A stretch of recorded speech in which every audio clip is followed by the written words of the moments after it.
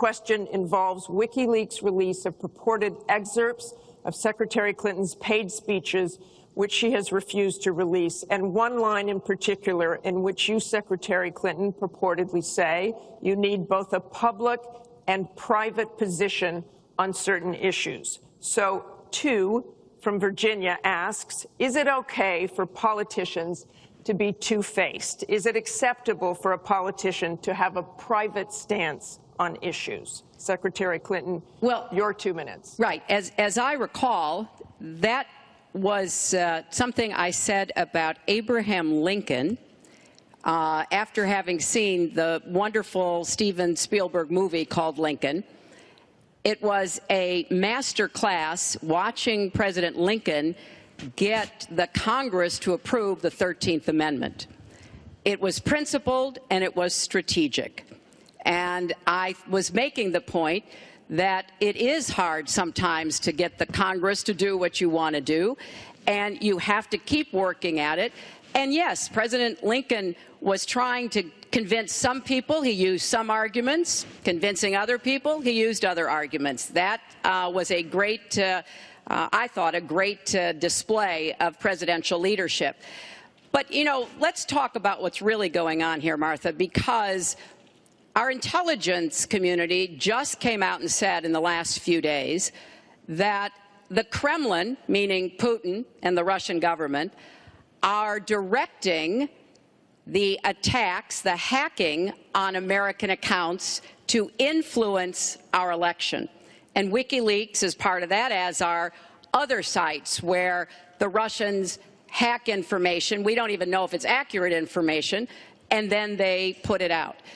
We have never in the history of our country been in a situation where an adversary, a foreign power, is working so hard to influence the outcome of the election. And believe me, they're not doing it to get me elected. They're doing it to try to influence the election for Donald Trump. Now, maybe because he has praised Putin, maybe because he says he agrees with a lot of what Putin wants to do, maybe because he wants to do business in Moscow. I don't know the reasons. But we deserve answers, and we should demand that Donald release all of his tax returns so that people can see what are the entanglements and the financial relationships we're going to get to that later. That he has Secretary with Clinton, Russians and you're out other of time. foreign powers. Well, I think I should Mr. respond Trump. because it's so ridiculous. Look, now she's blaming, she got caught in a total lie. Her papers went out to all her friends at the banks, Goldman Sachs and everybody else, and she said things, WikiLeaks, that just came out, and she lied. Now she's blaming the lie on the late, great Abraham Lincoln. That's one that I haven't. Okay, Honest Abe. Honest Abe never lied. That's the good thing. That's the big difference between Abraham Lincoln and you. That's a big, big difference. We're talking about some difference. But as far as other elements of what she was saying, I don't know, Putin. I think it would be great if we got along with Russia because we could fight ISIS together, as an example. But I don't know, Putin. But I notice anytime anything wrong happens, they like to say, the Russians, she doesn't know if it's the Russians doing the hacking. Maybe there is no hacking. But they always blame Russia. And the reason they blame Russia is because they think they're trying to tarnish me with Russia.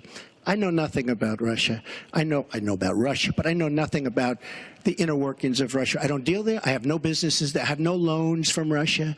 I have a very, very great balance sheet, so great that when I did the old post office on Pennsylvania Avenue, the United States government, because of my balance sheet, which they actually know very well, chose me to do the old post office between the White House and Congress, chose me to do the old post office. One of the primary things, in fact, perhaps the primary thing, was balance sheet. But I have no loans with Russia. You could go to the United States government and they would probably tell you that because they know my sheet very well in order to get that development I had to have. Now, the taxes are a very simple thing.